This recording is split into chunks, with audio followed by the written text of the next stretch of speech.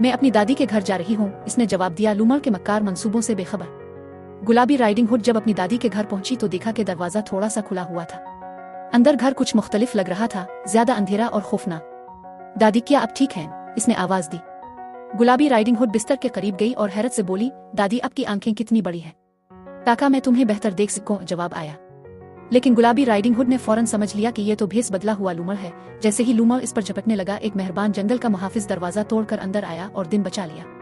उन्होंने मिलकर लूमड़ को जंगल से बाहर निकाला और यकीन दिलाया कि वो दोबारा कोई शरारत न करे। गुलाबी राइडिंग हुड और उसकी दादी ने मिलकर लजीज चीजों का लुत्फ उठाया और अपनी मुहिम जोई पर हंसती रही। जादुई जंगल पहले कभी इतना महफूज और खूबसूरत महसूस नहीं हुआ था।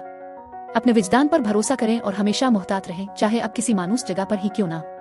तेज सोच और मेहरबानी मुश्किल हालात पर काबू पाने में मददगार साबित हो सकती है और टीम वर्क चैलेंजेस को खुशगवार अंजाम में बदल सकता है।